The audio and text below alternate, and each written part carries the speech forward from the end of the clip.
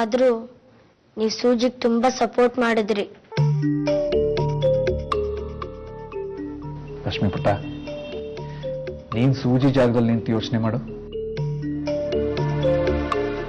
ಅಪ್ಪ ಸತ್ತು ಹೋಗಿದ್ದಾನೆ, ಅಮ್ಮ ಇದ್ದೂ ಇಲ್ಲದ ಹಾಗೆ. ಅವಳು ನೋಡ್ಕೊಳ್ಳೋ ಕೆಲಸ ಸೂಜಿದೆ. ತಂದು ತನ್ನವರು ಅಂತ ಯಾರೂ ಇಲ್ಲದೆ ಇರುವಾಗ ಆ ಚಿಕ್ಕ ತಲೆ ಹೇಗೆ ಅನಿಸ್ಬೇಡ?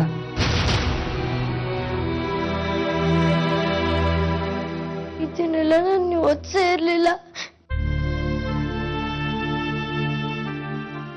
ನನ್ನ ಪ್ರಾಣ ಉಳಿಸಿ ಅವನ್ ಪ್ರಾಣ ಕಳ್ಕೊಂಡ. ಅವನ್ ನನಗೆ ಇಷ್ಟು ಮಾಡಿರೋವಾಗ ಸೂಜಿನ ದತ್ತಕ್ಕೆ ತಗೊಳ್ಳೋದು ನನ್ನ ಜವಾಬ್ದಾರಿ ಅಲ್ವಾ? ಸೂಜಿ ಅವರಪ್ಪ ಗ್ರೇಟ್ ಅಲ್ವಾ ಪಪ್ಪ? ನೀವು ಮಾಡಿದ್ ಸರಿ. ನನ್ ಸೂಜಿಗೆ ಏನ್ ಹೆಲ್ಪ್ ಬೇಕಾದ್ರೂ ಮಾಡ್ತೀನಿ.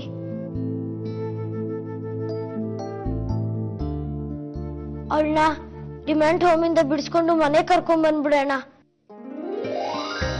ನಾನ್ ಹೆಲ್ಪ್ ಮಾಡ್ತೀನಿ. ವೆರಿ ಗುಡ್ ಪುಟ್ಟ. ಅಂತ ಸಮಯ ಬಂದಾಗ ಹೇಳ್ತೀನಿ. ಈಗ ಹೋಗಿ ಮಲ್ಕೋ. ಗುಡ್ ನೈಟ್ ಮರಿ.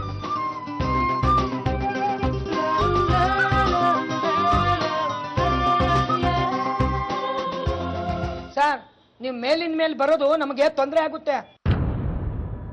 ನಮ್ಮ ಮೇಲಿನ ಅಧಿಕಾರಿಗಳಿಗೆ ಏನಾದ್ರು ಗೊತ್ತಾಯ್ತು ಅಂದ್ರೆ ನಮ್ಮನ್ನ ಕೆಲಸದಿಂದ ತೆಗ್ದಾಕ್ಬಿಡ್ತಾರೆ ಅಷ್ಟೇ.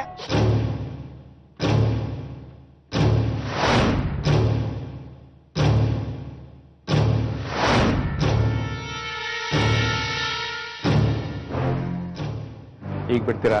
ಅಯ್ಯೋ ಬನ್ನಿ ಸರ್ ಒಳಗಡೆ. ಅಯ್ಯಯ್ಯೋ ನಿಮ್ಮಂತವ್ರು ಬನ್ನಿ ಸರ್, ಬೇಗ ಬನ್ನಿ ಸರ್. ಸೂಜಿ ಪುಟ್ಟ, ನೀನ್ ಹೀಗೆ ಮಾತಾಡದೆ ಕೂತಿದ್ರೆ ಏನು ಬದಲಾಗಲ್ಲ. ನೀನೇ ಕೊಲೆ ಮಾಡಿದಿ ಅಂತ ಅರ್ಥ ಆಗುತ್ತೆ. ಆ ಥರ ಅರ್ಥ ಮಾಡ್ಕೊಂಡ್ರೆ ಏನಾಗುತ್ತೆ ಗೊತ್ತಾ ಪುಟ್ಟ? 8 ವರ್ಷ ಶಿಕ್ಷೆ ಆಗುತ್ತೆ ಮರಿ. ಬೆಳೆಯೋ ವಯಸ್ಸಲ್ಲಿ ಇಂಥ ಜಾಗದಲ್ಲಿ ಇರಬಾರ್ದು ಮರಿ. ಅದರಿಂದ ಬದುಕೋ ಆಸೆನೇ ಹೊಟ್ಟೋಗುತ್ತೆ. ಪ್ಲೀಸ್ ಪುಟ್ಟ, ಸೂಜಿ ಮರಿ ಪ್ಲೀಸ್. ಸೂಜಿ ಮರಿ ಪ್ಲೀಸ್ ಹೇಳೋ, ಮಾತಾಡೋ ಮರಿ ಪ್ಲೀಸ್ ಪುಟ್ಟ. ಸ್ವಾಮಿ, ಇಲ್ಲೇ ಪ್ರತ್ಯಕ್ಷ ಆಗ್ಬಿಟ್ರ?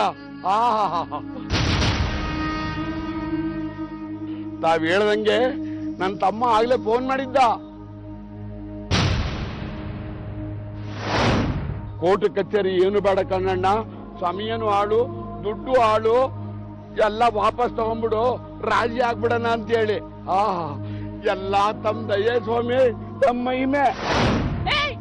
ಯಾವನ ಅವನು ಒದ್ದು ಹೊರಗೆ ಹಾಕೊಂಡ್ರೆ ಅವ್ನ ಕಾಲಿಗೆ ಬೀಳ್ತಾ ಇದೀಯಾ? ಮೊದ್ಲು ಹೊರಗೆ ಹಾಕೋ ಅವನ್ನ. ಬಾಬಾ ಪ್ರತ್ಯಕ್ಷ ಆಗವ್ರಂದ್ರೆ ಅದಕ್ಕೊಂದು ಕಾರಣ ಇರ್ತದೆ ಅಲ್ವಾ ಸ್ವಾಮೀಜಿ?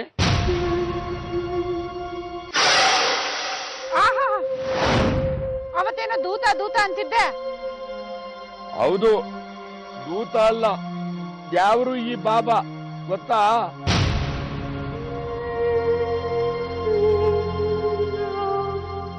ಸೆಕ್ಯೂರಿಟಿ, ಮೊದ್ಲು ಅವನು ಹೊರಗೆ ಹಾಕೋ, ಅವನ ಹಿಂದೆ ನೀನು ಹೋಗು. ನಿನ್ ಕೆಲಸದಿಂದ ತೆಗೆದು ಹಾಕ್ತೀನಿ ನಾನು. ಬಾಬಾ ಬನ್ನಿ, ನಿಮ್ಮ ಮಹಿಮೆ ಇವ್ರಿಗೆ ಹೆಂಗ್ ಗೊತ್ತಾಗಬೇಕು. ಬನ್ನಿ ಬಾಬಾ, ಬನ್ನಿ ಬನ್ನಿ.